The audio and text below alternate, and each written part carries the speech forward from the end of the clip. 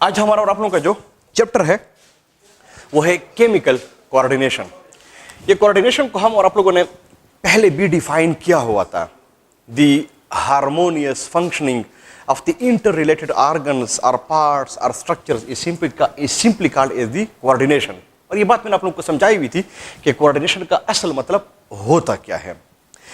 लेकिन जब हम और आप लोगों ने कोऑर्डिनेशन को डिफाइन किया तो फिर हम और आप लोगों ने ये बात जरूर कही हुई थी कि ह्यूमन बीइंग्स के बॉडी में हर एक सिस्टम का, हर एक ऑर्गन का, हर एक स्ट्रक्चर का कुछ ना कुछ रोल जरूर होता है बॉडी में कोऑर्डिनेशन में। लेकिन इनमें से दो सिस्टम्स बड़े ही इंपॉर्टेंट है।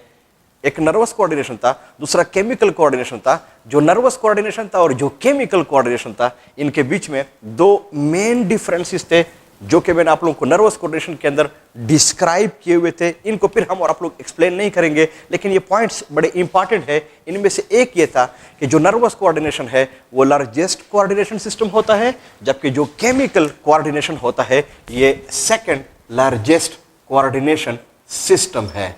दूसरी बात जो हम और आप लोगों ने पढ़ी हुई थी वो ये थी कि जो नर्वस कोऑर्डिनेशन होता है वो सुपीरियर है, वो सबसे टॉप पे है, क्योंकि बाकी सब कोऑर्डिनेशन सिस्टम को इसने कंट्रोल किया हुआ है।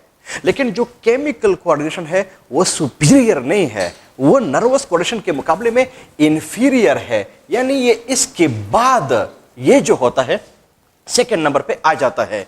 इसलिए दो पॉइंट जो है ये बहुत ही ज्यादा जरूरी होते हैं ताकि आप लोगों को पता हो कि जो केमिकल कोऑर्डिनेशन है वो सेकेंड लार्जेस्ट है, जबकि जो केमिकल कोऑर्डिनेशन है वो इंफीरियर वाला होता है। नेक्स्ट हम इसके ऊपर आ जाते हैं। अगर आप लोग रेस्पिरेटरी सिस्टम में देख ले तो वहां पे हम आमतौर पे कहते हैं alveoli is the basic structural and functional unit of the respiratory system. इसका मतलब कि एल्वियोलाई एक सेल है।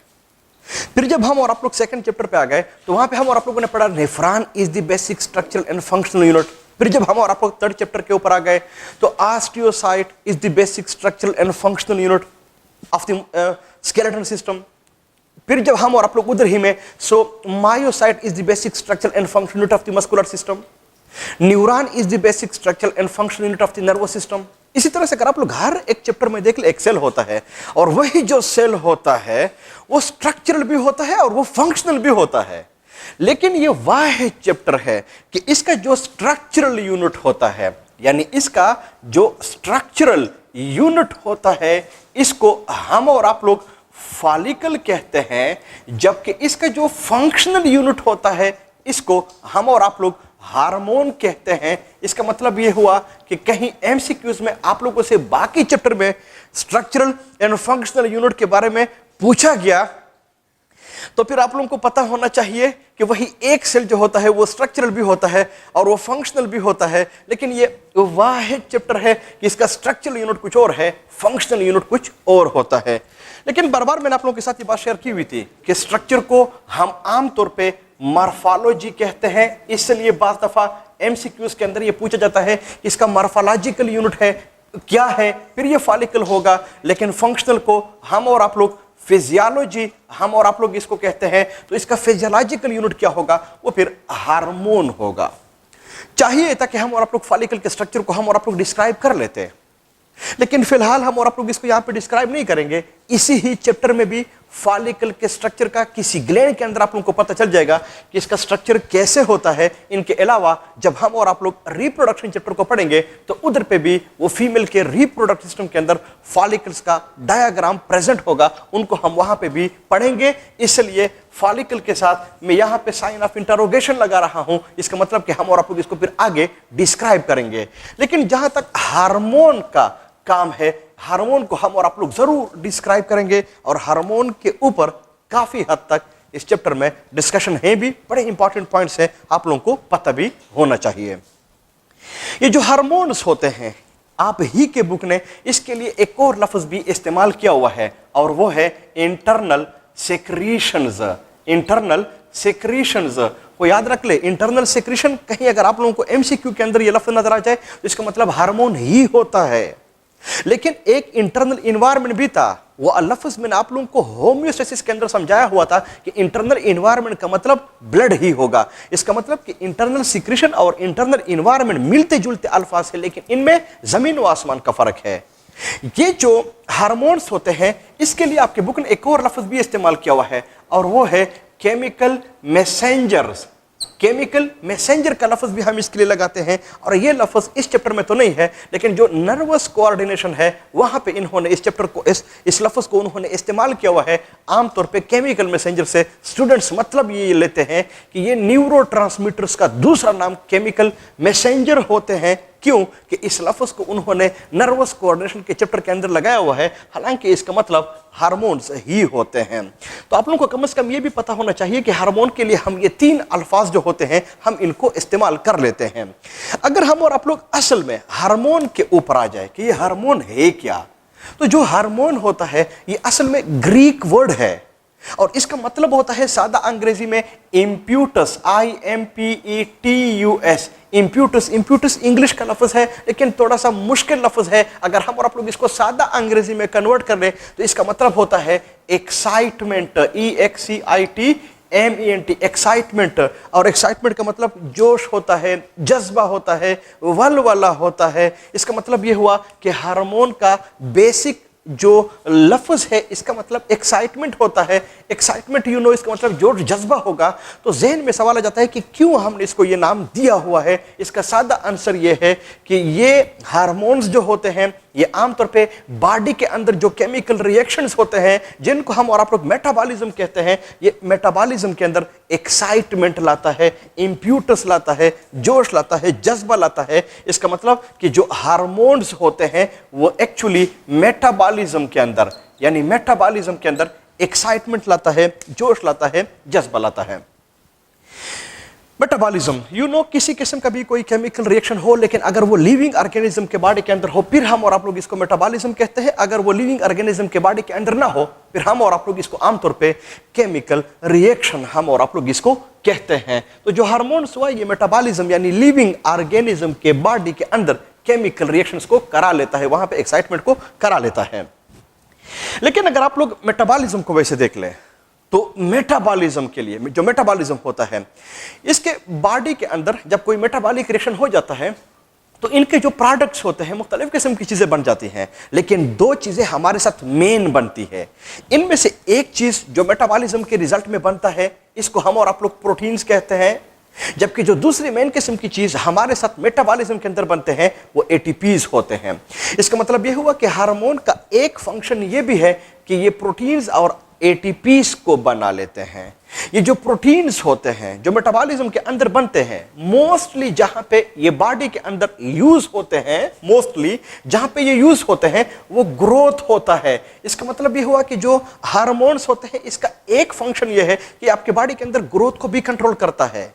लेकिन ये जो एटीपीज होते हैं इनको आपके कोर्स के अंदर डिस्कस भी किया गया है, यहां पे फिर बता भी देता हूं कि एक मेटाबॉलिक रिएक्शन के रिजल्ट में जितने भी एटीपीज प्रोड्यूस हो जाते हैं इसका 65% पार्ट, 65% मतलब मेरा मतलब यह है कि अगर 100 एटीपीज के मॉलिक्यूल प्रोड्यूस हो गए हैं तो उनमें 65 एटीपीज जो होते हैं इनको बॉडी इस्तेमाल कर लेती है ऑन दी एक प्रोसेस जिसको हम और आप लोग थर्मो रेगुलेशन हम और आप लोग इसको कहते हैं। अगर आप लोग 100 से 65 को निकाल दे तो फिर ये 35% बन जाता है, और जो 35% होता है इन एटीपीज को जो बॉडी होती है उनमें जो और सिस्टम्स होते हैं, ऑर्गन्स होते हैं, इनके बीच में इसको डिस्ट्रीब्यूट की जाती है। हर एक सिस्टम का अपना एक फिर हिस्सा होता है और वो जो सिस्टम्स होते हैं वो फिर इसके थ्रू रन करते हैं। इसका मतलब कि जो 35% एटीपीज होते हैं ये बाकी जो सिस्टम्स होते हैं इनकी फिजियोलॉजी के लिए जरूरी होते हैं।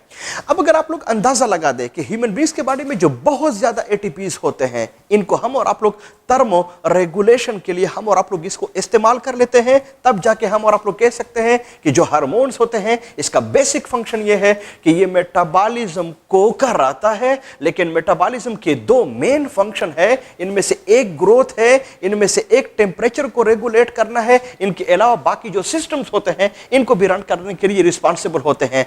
अब अगर आप लोग थोड़ा सोचे तो फिर आप लोगों को पता चल जाएगा कि अगर हार्मोन प्रोड्यूस नहीं हुए तो फिर आपके बॉडी के अंदर मेटाबॉलिज्म नहीं होगा।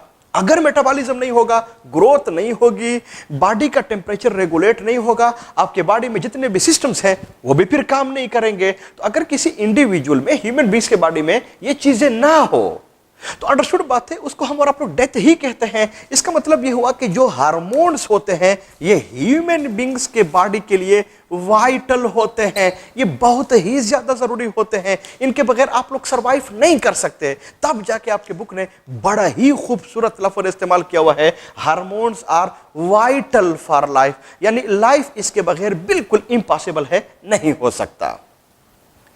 तब जाके जब हम और आप लोग हार्मोन को पढ़ेंगे तो पता चल जाएगा कि जो हार्मोन्स होते हैं वो ग्रोथ को भी कंट्रोल करता है। इसलिए अगर किसी ह्यूमन बींग्स के बॉडी के अंदर हार्मोन के लेवल में मसला आ जाए तो इनके बॉडी में ये जो वेट होता है, ग्रोथ होता है, इनमें भी मसला आ जाते हैं। और आजकल आमतौर पर आप लोगों ने ये लफ्ज सुना भी होगा कि इसका हार्मोनल प्रॉब्लम है, यानी जब हार्मोनल प्रॉब्लम हो जाए तो बॉडी में जो ग्रोथ वगैरह होते हैं इनमें भी मसला आ जाते हैं। यही हार्मोन्स होते हैं, कोर्स ने डिस्कस भी किए हुए हैं, जो कि जिस तरह के थायरॉक्सिन वगैरह है जो बॉडी के अंदर टेंपरेचर वगैरह को भी रेगुलेट करते हैं। इनके अलावा और भी हार्मोन्स हैं जिनको हम और आप लोग पढ़ेंगे जो ह्यूमन बींग्स के बॉडी के अंदर फिजियोलॉजी को भी कंट्रोल करते हैं।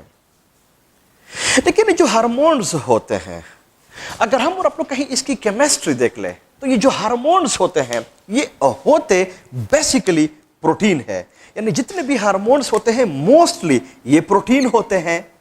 पर सिर्फ ये प्रोटीन नहीं होते, ये स्पेसिफिक इन फंक्शन भी होते हैं। इसका मतलब ये हुआ कि ये है भी प्रोटीन पर ये स्पेसिफिक इन फंक्शन भी है। लेकिन अगर मैं इन दो अल्फाज को इस्तेमाल कर लूं तो ऑटोमेटिकली आपका जो जहन होता है वो एंजाइम की तरफ भी चला जाता है। ये जो एंजाइम्स होते हैं इनके बारे में भी हम कहते हैं कि ये सारे के सारे प्रोटीन इन नेचर होते हैं, ये सारे के सारे स्पेसिफिक इन फंक्शन होते हैं। तो ये बात तो फिर एंजाइम के अंदर भी है। तो फिर जहन में सवाल आ जाता है कि आखिर इस एंजाइम और इस प्रोटीन इसमें फिर बेसिक डिफरेंस क्या है। आप लोगों को मैं समझा देता हूं कि क्या होता है। फॉर एग्जांपल कोई केमिकल रिएक्शन है, फॉर एग्जांपल कोई मेटाबॉलिक रिएक्शन है जो कि बॉडी के अंदर हो रहा है।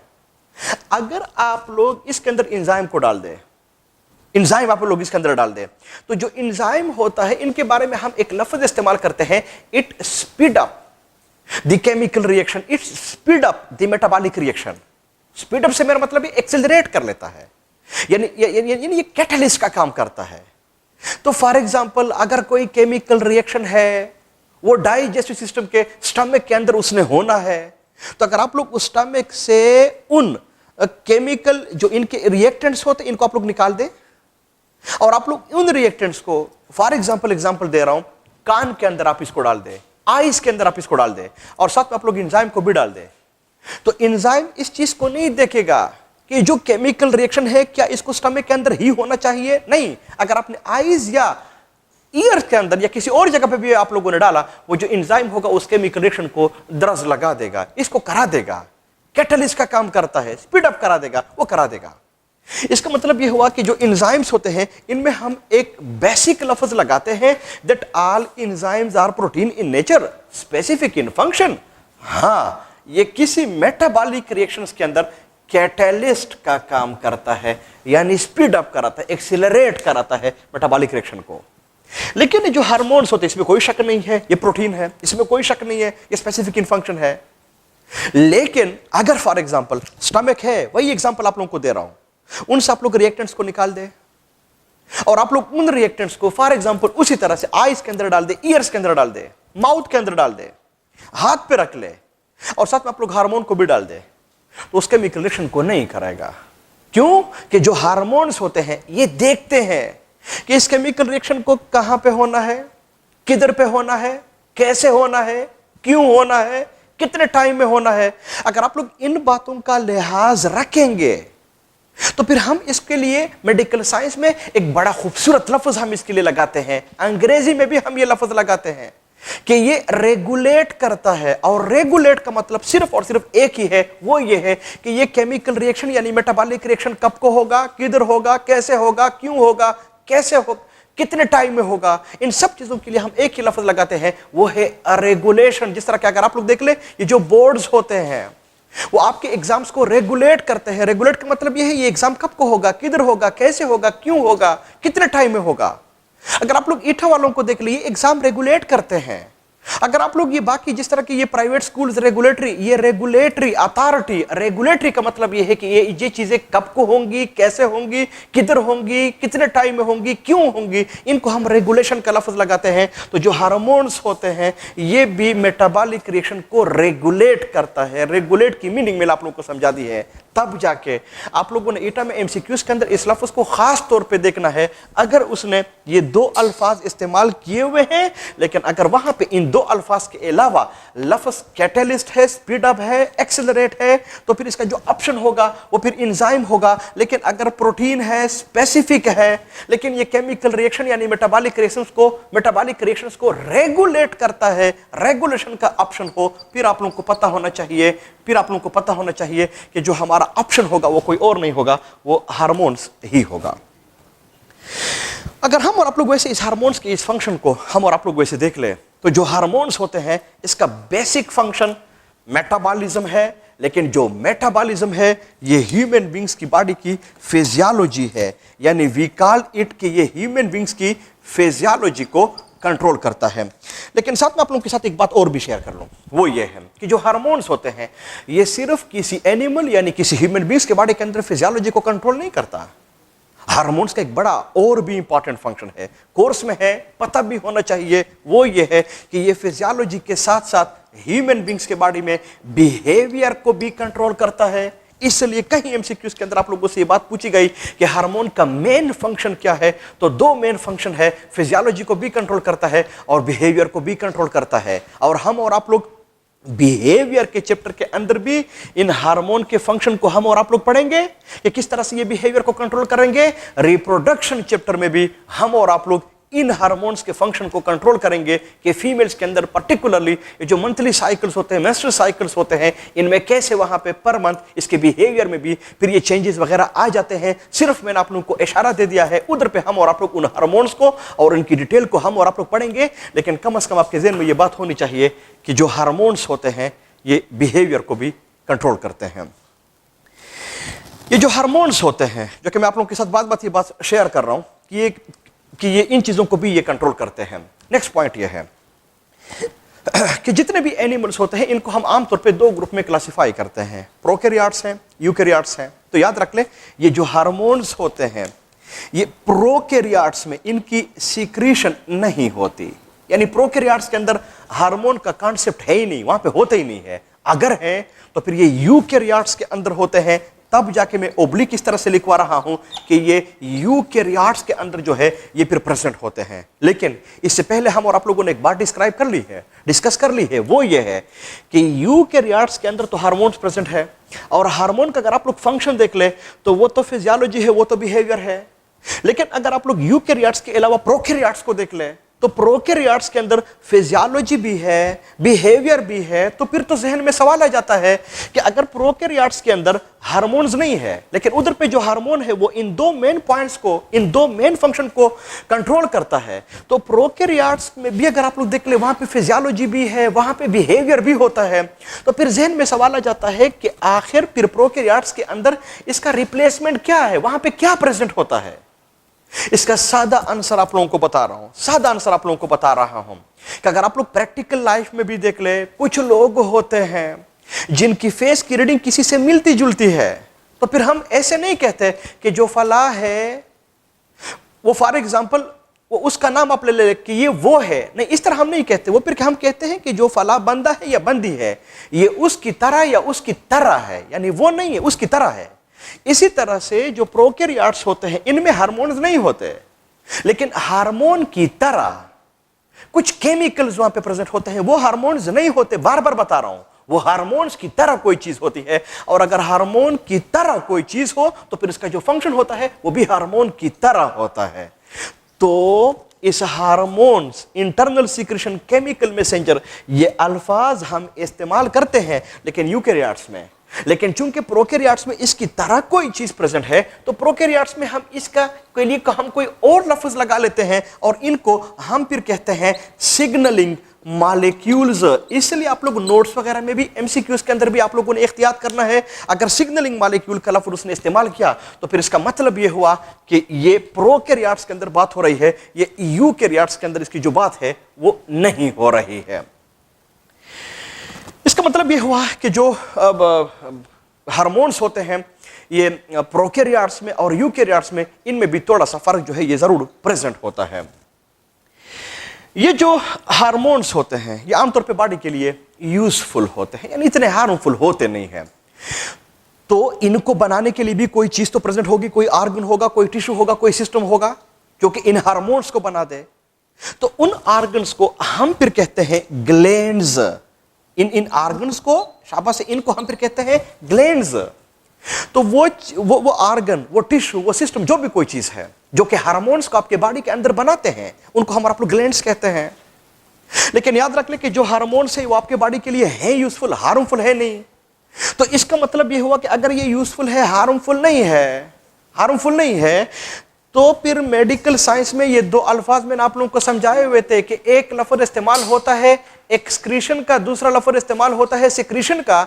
एक्सक्रीशन का लफ्ज हम आमतौर पे मेडिकल साइंस में उस टाइम पे इस्तेमाल करते हैं कोई ऑर्गन हो, टिश्यू हो, सिस्टम हो, लेकिन बॉडी के लिए हार्मफुल हो, तो फिर हम और आप लोग इसको एक्सक्रीटरी कहते हैं। लाइक मैंने आप लोगों को बताया हुआ था कि किडनीज हैं, किडनीज यूरिन बनाते हैं, यूरिन आपके बॉडी के लिए हार्मफुल है, तब हम और आप लोग कह सकते हैं कि kidneys are excretory in nature. लेकिन अगर आप लोग दूसरे साइड पे आ जाएं तो सेक्रीशन का लफ्ज भी है। सेक्रीशन का लफ्ज हम मेडिकल साइंस में उस टाइम पे लगाते हैं कि कोई ऑर्गन है, टिश्यू है, सिस्टम है, कोई भी चीज है, वो आपके बॉडी के अंदर किसी चीज को बना रहा है, लेकिन वो चीज आपकी बॉडी के लिए फितरतन यूजफुल है, तो फिर हम कहते हैं कि ये सेक्रेटरी इन नेचर है। जिस तरह के फॉर एग्जांपल ह्यूमन बींग्स के बॉडी के अंदर ग्लैंड्स होते हैं, ग्लैंड्स हार्मोन्स को बनाते हैं, हार्मोन आपके बॉडी के लिए यूजफुल होते हैं, तब जाके हम कहते हैं glands are secretory in nature. इसका मतलब यह हुआ कि जो ग्लैंड्स होते हैं ये हार्मोन्स को सेक्रीट करते हैं।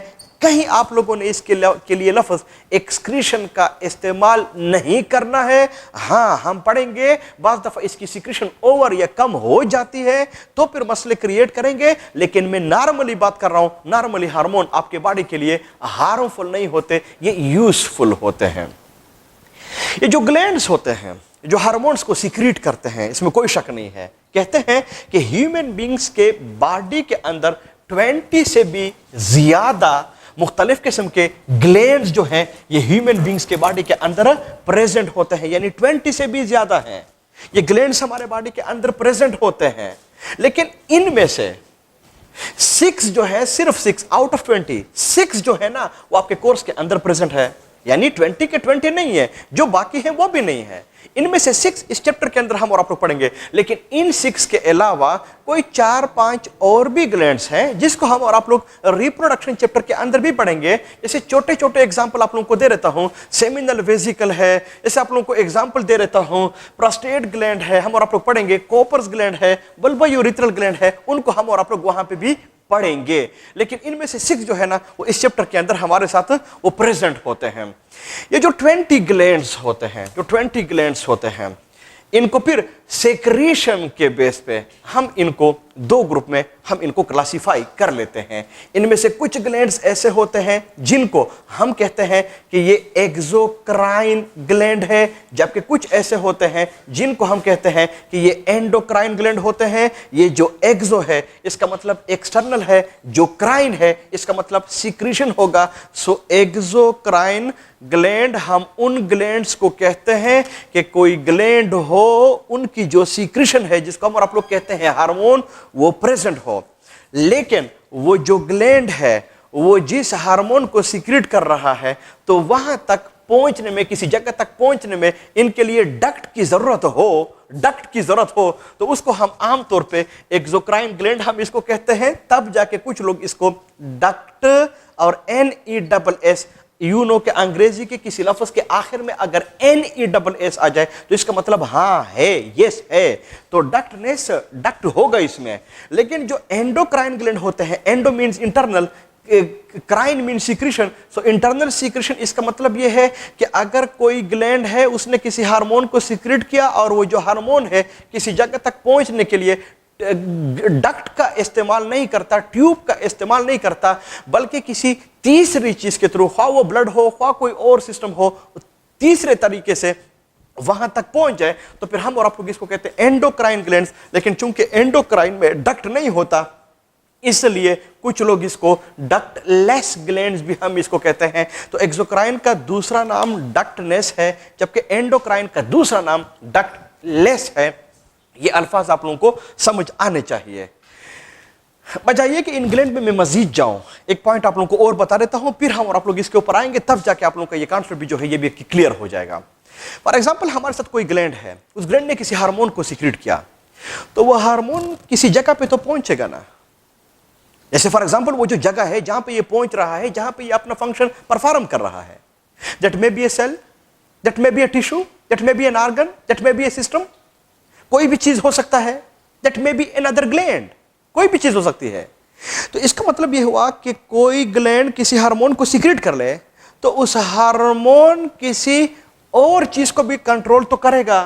तो उस चीज को हम फिर केमिकल कोऑर्डिनेशन यानी हार्मोन की लैंग्वेज में हम उसको कहते हैं कि इसका टारगेट है। इसके लिए हम एक खास लफ्ज लगाते हैं कि ये टारगेट है इसका। इसका मतलब यह हुआ कि हर एक हार्मोन का एक टारगेट भी होता है। अगर वो टारगेट सेल है तो फिर हम उस टारगेट को कहेंगे टारगेट सेल। अगर टिश्यू है टारगेट टिश्यू, अगर ऑर्गन है टारगेट ऑर्गन, अगर सिस्टम है टारगेट सिस्टम। तो ये हर एक चीज का अपना हर एक हार्मोन का अपना एक टारगेट होता है। जो टारगेट है वही नाम हम और आप लोग इसको देंगे। तो ये जो ग्लैंड्स होते हैं, जो बता रहा हूं, जो 20 है, 6 हम डिस्कस करेंगे। 2 ग्रुप में हम और आप लोगों ने इसको क्लासिफाई किया, और हर एक हार्मोन का अपना एक टारगेट भी है। जो टारगेट है 12 बता रहा हूं, वो इसका नाम भी होगा। तो आपके कोर्स में ये जो एक्सोक्राइन है और एंडोक्राइन है, इसकी इस डिफिनेशन के अलावा कि डक्ट है या डक्ट नहीं है, इसके अलावा भी आपके कोर्स के अंदर एक इसकी डिस्क्रिप्शन है, एक 2 लाइंस में है। बड़ा इंपॉर्टेंट है इस साल के लिए। आप लोगों को असल में पता चल जाएगा कि एक्सोक्राइन और एंडोक्राइन हम ग्लैंड किसको कहते हैं।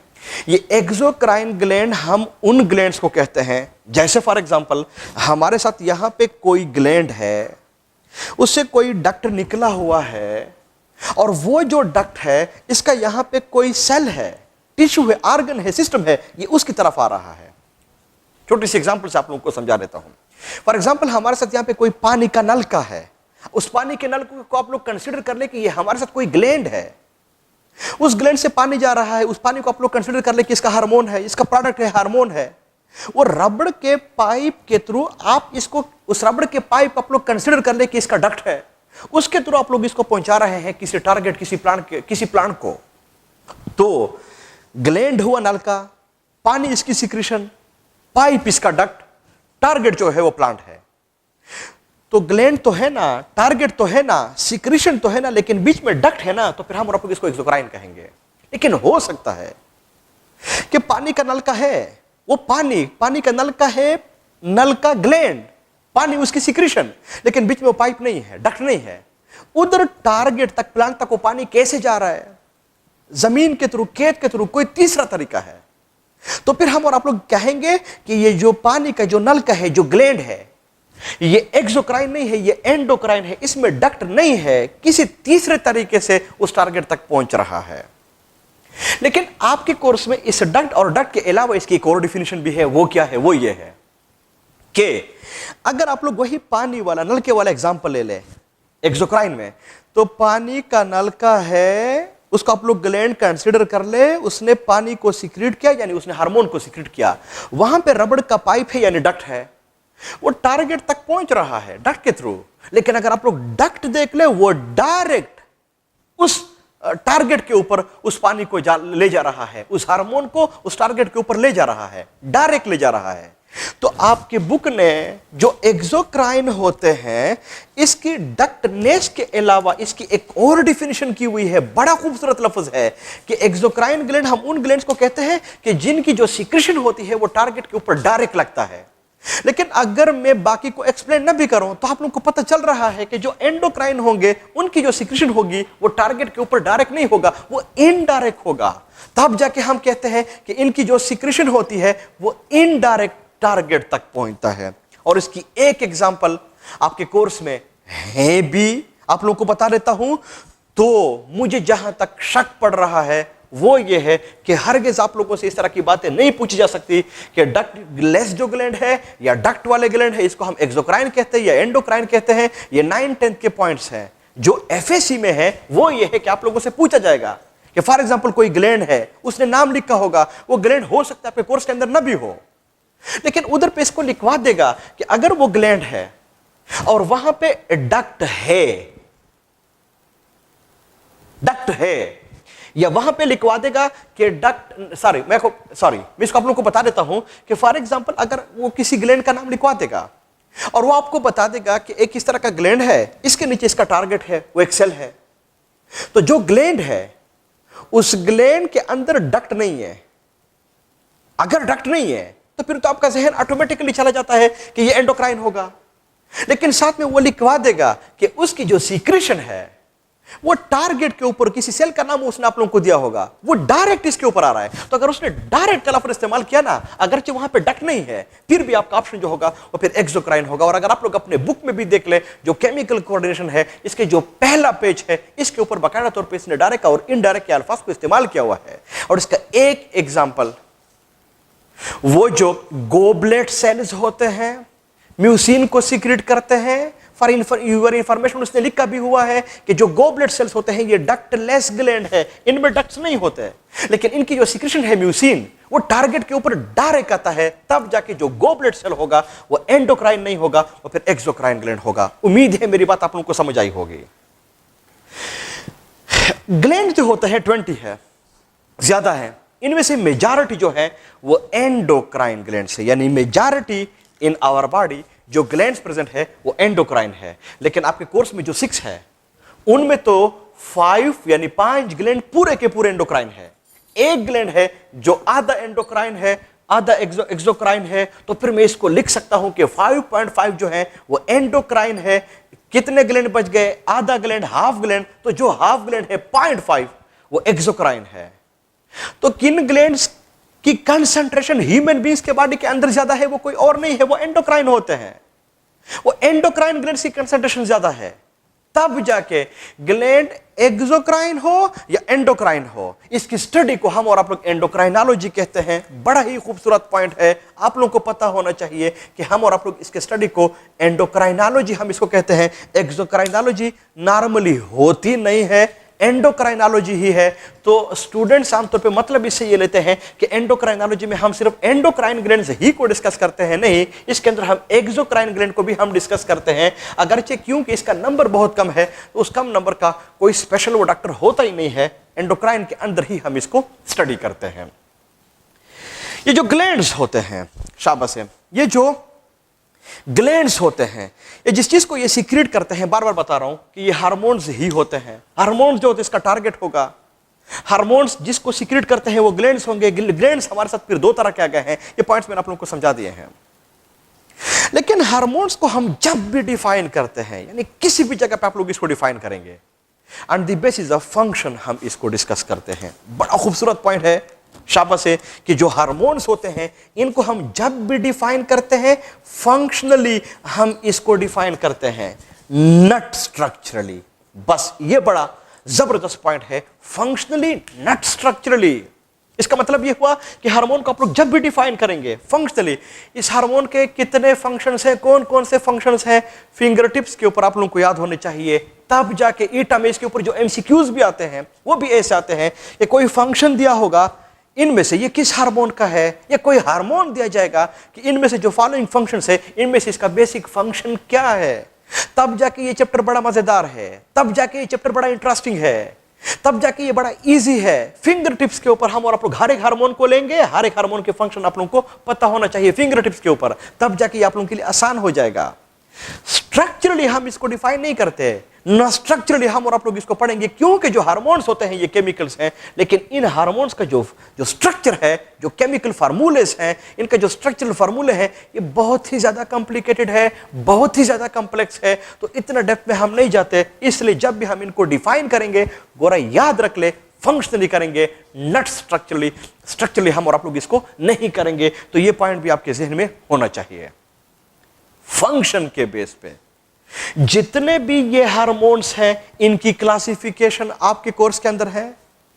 स्ट्रक्चरली केमिकल फार्मूला इसका कैसे होता है, इनके बेस पे भी आपके कोर्स के अंदर इसकी क्लासिफिकेशन है, लेकिन हम और आप लोग इसको डिस्कस नहीं करेंगे।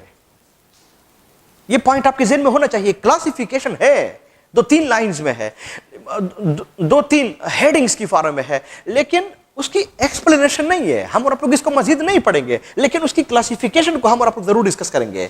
लेकिन फंक्शन के बेस पे भी इनकी क्लासिफिकेशन है, हम इसको पढ़ेंगे, समझ आप लोगों को आनी चाहिए। जब हम और आप लोग इस चैप्टर को क्लोज कर लेंगे तो फिर आप लोग हर एक हार्मोन के बेस पे थोड़ा सोचेंगे कि फंक्शन के बेस पे ये किस ग्रुप के अंदर आता है।